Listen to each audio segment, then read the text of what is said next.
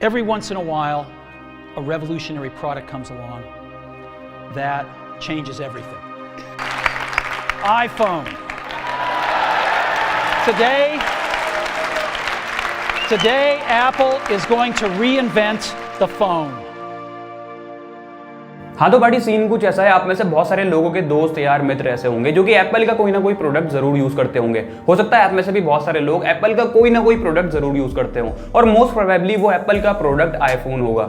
तो जब भी आपका कोई दोस्त यार मित्र कोई आईफोन परचेज करता होगा तो उसको अनबॉक्स करने के बाद सबसे पहले वो अपने आईफोन के साथ एक मिरर सेल्फी लेता होगा और उसको अपने फेसबुक या फिर इंस्टाग्राम हैंडल पर अपलोड करता होगा। यहां तक कि जब भी कोई आईफोन नया लॉन्च होता है तो जितने भी बड़े बड़े सेलिब्रिटीज हम इंस्टाग्राम पर देख रहे हैं वो अपने नए आईफोन के साथ एक मिरर सेल्फी लेते हैं। यहाँ पर दोस्तों वो नॉर्मल सेल्फी नहीं लेते, वो यहाँ पर मिरर सेल्फी लेते हैं ताकि वो अपने नए स्मार्टफोन को, अपने नए आईफोन को अपने फोटोज में क्लियरली शोकेस कर सकें। सेल्फी मैंने ले लिया।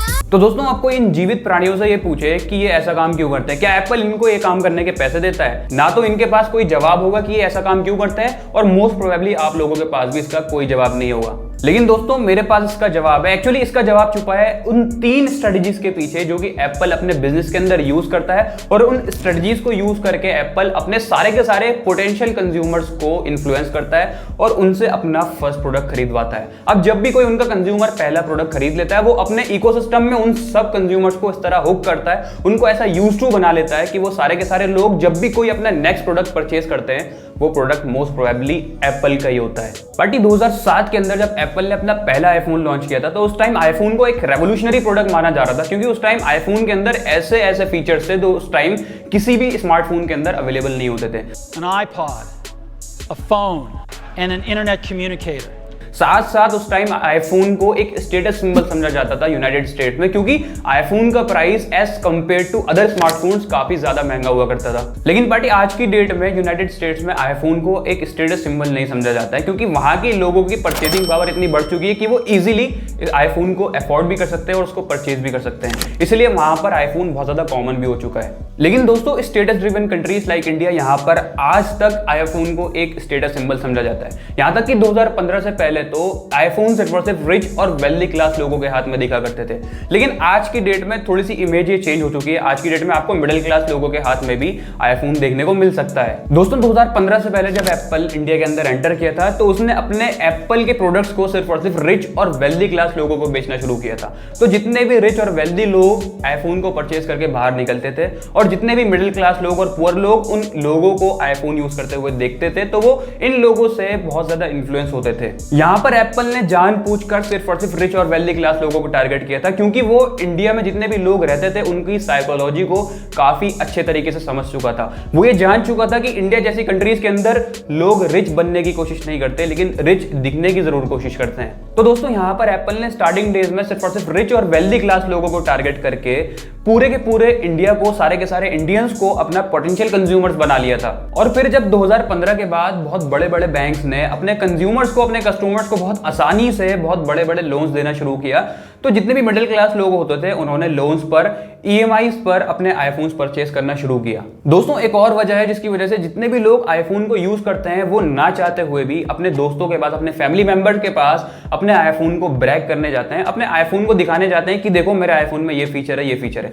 फॉर एग्जाम्पल जब ट्रू कॉलर इंडिया में एंटर किया था तो वो एक बहुत ज्यादा ब्रैग वर्दी एप्लीकेशन माना जा रहा था क्योंकि जिसने भी स्टार्टिंग डेज में ट्रू कॉलर इंस्टॉल कर लिया था तो वो अपने दोस्तों के पास, अपने फैमिली मेंबर्स के पास जाकर के ये बोलता था कि आप मुझे कोई सा भी नंबर बताओ, मैं आपको ये बताऊंगा कि इस नंबर को कौन ओन करता है और वो पर्सन कौन सी सिटी में या फिर कौन से स्टेट में रहता है। तो एप्पल हर साल अपने हर प्रोडक्ट में कुछ ऐसे ब्रैग वर्दी फीचर्स इंट्रोड्यूस करता है जिसकी वजह से जितने भी आईफोन यूजर्स होते हैं वो ना चाहते हुए भी उन सारे के सारे फीचर्स को अपने सारे फैमिली मेंबर्स के पास और अपने सारे दोस्तों के पास ब्रैग करने के लिए जाते हैं। एक छोटा सा एग्जांपल है, आईफोन ने आईफोन 11 के अंदर एक फीचर लॉन्च किया था कि जब भी आप आईफोन की बैक साइड पर डबल टैप करोगे तो वो स्क्रीनशॉट ले लेगा।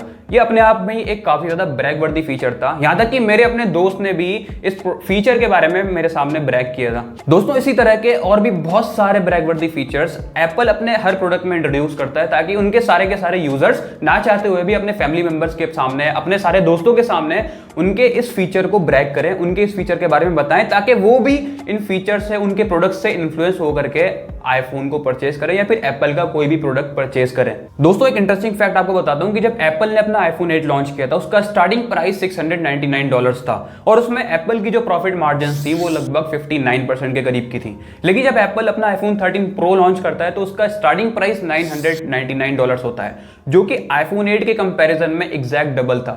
लेकिन वहां पर एप्पल की जो प्रॉफिट मार्जिन थी वो लगभग 75% से भी ज्यादा की थी। तो दोस्तों यहां पर आपके जहन में एक क्वेश्चन जरूर आ रहा होगा कि जहां एप्पल अपने प्रोडक्ट्स के प्राइस को हर साल बढ़ाता जा रहा है बहुत तेजी से, लेकिन फिर भी एप्पल की सेल्स पर बिल्कुल भी नहीं असर पड़ रहा है। खास करके इंडिया जैसी कंट्रीज के अंदर तो एप्पल की सेल्स हर साल बढ़ती जा रही हैं और साथ साथ में उसकी प्रॉफिट मार्जिन भी बढ़ती जा रही हैं। तो दोस्तों यहां पर एप्पल यूज करता है अपनी सेकंड और सबसे बड़ी strategy, reverse razor blade model. दोस्तों हो सकता है आप में से शायद बहुत से लोगों को रेजर ब्लेड मॉडल के बारे में पता ही होगा।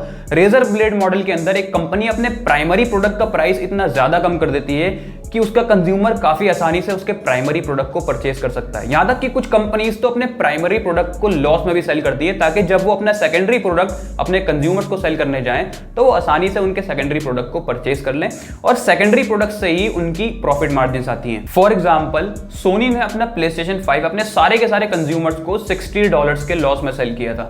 अब सवाल ये आता है कि सोनी ने अपना प्रोडक्ट $60 के लॉस में क्यों सेल किया। सोनी अगर चाहता अपने प्रोडक्ट को डबल या ट्रिपल प्राइस पे भी सेल कर सकता था, क्योंकि प्लेस्टेशन की इतनी ज्यादा डिमांड होती है कि वो हमेशा आउट ऑफ स्टॉक रहता है। लेकिन फिर भी सोनी ने $60 के लॉस में क्यों सेल किया? तो इसका जवाब छुपा है सोनी के सेकेंडरी रेवेन्यू सोर्स पर। सोनी का जो मेजर रेवेन्यू आता है वो गेमिंग सीडीज को और सब्सक्रिप्शंस को देकर के आता है, ना कि प्लेस्टेशन को बेच करके।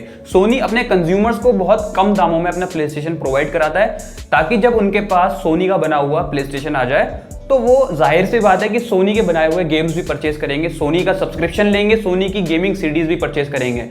तो ज्यादातर पैसा सोनी वहीं से कमाता है। लेकिन दोस्तों एप्पल यहां पर सोनी का एग्जैक्ट अपोजिट करता है। एप्पल यहां पर रिवर्स मॉडल को इंप्लीमेंट करने के बजाय रिवर्स ब्लेड मॉडल को इंप्लीमेंट करता है और अपने प्राइमरी प्रोडक्ट, जो कि इस केस में आईफोन है, अपने आईफोन का प्राइस काफी ज्यादा कॉस्टली रखता है, लेकिन वो साथ में एक सेकेंडरी सर्विस या फिर एक सेकेंडरी प्रोडक्ट भी प्रोवाइड करता है और उस प्रोडक्ट या सर्विस का प्राइस वो जीरो या नेग्लिजिबल रखता है। फॉर एग्जाम्पल जब भी आप कोई आईफोन परचेज करने जाओगे उसका प्राइस हालांकि बहुत ज्यादा महंगा है, लेकिन एप्पल आपको साथ में कोई सेकेंडरी सर्विस या फिर कोई सेकेंडरी प्रोडक्ट प्रोवाइड करता है। या तो आपको फ्री में एयरपॉड्स प्रोवाइड कर देगा या फिर साथ में आपको एक सर्विस प्रोवाइड कर देगा, जैसे कि आपको 1 साल का एप्पल म्यूजिक का सब्सक्रिप्शन फ्री में दे देगा। तो इसकी वजह से जब कंज्यूमर आईफोन खरीदने जाता है तो उसको साथ में कोई सेकेंडरी प्रोडक्ट या सेकेंडरी सर्विस फ्री में मिलती है, तो उसको ये पूरी की पूरी डील बहुत ज्यादा वर्थ इट लगती है, इसलिए वो बहुत आराम से आईफोन को परचेज भी कर लेता है। तो दोस्तों अब ये जो एप्पल ने अपने बिजनेस के अंदर रिवर्स रेजर ब्लेड मॉडल को इंप्लीमेंट किया है, इसको इंप्लीमेंट करने के पीछे मेनली 2 रीजंस हैं।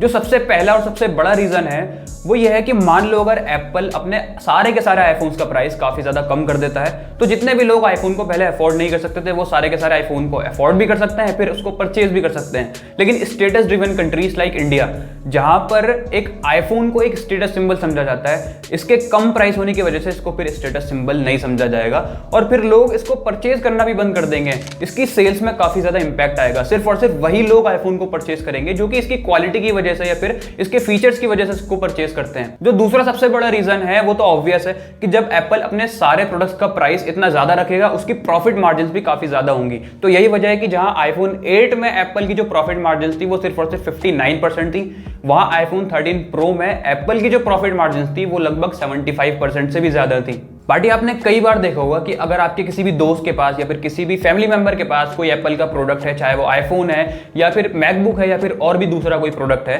वो उस प्रोडक्ट को काफी टाइम से यूज करता हुआ आ रहा है, फिर उसको कुछ टाइम बाद, कुछ महीनों बाद लगता है कि उसको अब अपडेट करना चाहिए, तो जो नया प्रोडक्ट वो अपडेट करेगा मोस्ट प्रोबेबली वो भी एप्पल का ही होता है। तो आखिर ऐसा क्यों होता है कि जब भी आप कोई एप्पल का प्रोडक्ट यूज कर रहे हो, जो आप नेक्स्ट प्रोडक्ट खरीदोगे मोस्ट प्रोबेबली वो भी एप्पल का ही होता है। तो दोस्तों एप्पल यहां पर यूज करता है अपनी सबसे बड़ी स्ट्रेटेजी जिसका नाम है सर्विस और प्रोडक्ट इकोसिस्टम स्ट्रेटेजी।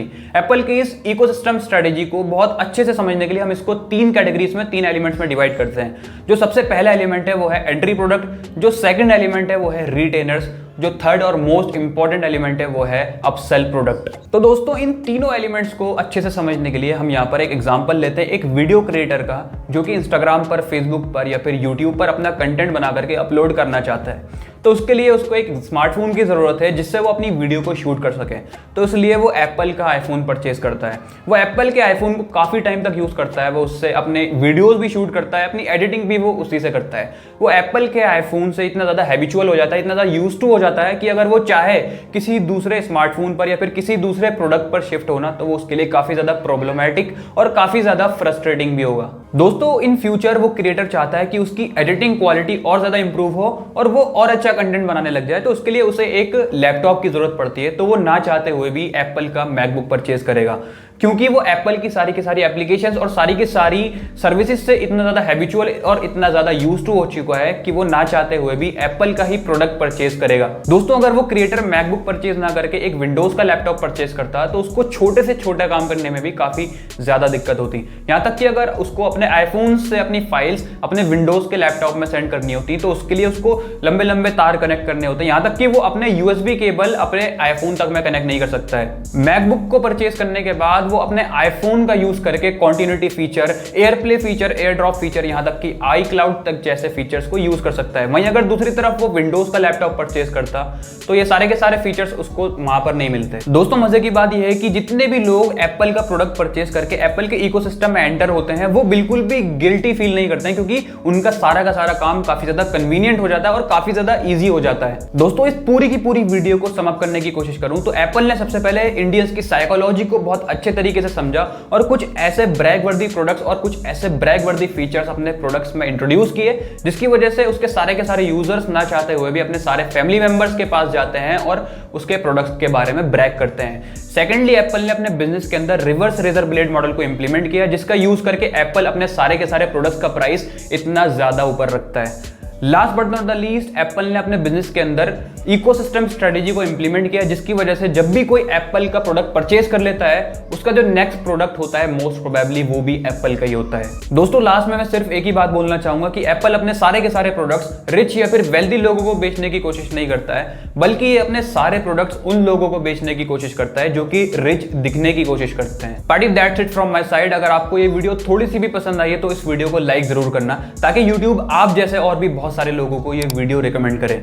इसी तरह की और भी बहुत सारी बिजनेस और फाइनेंशियल केस स्टडीज देखने के लिए आप मेरे चैनल को सब्सक्राइब भी कर सकते हैं। मिलते हैं नेक्स्ट वीडियो में। Thank you.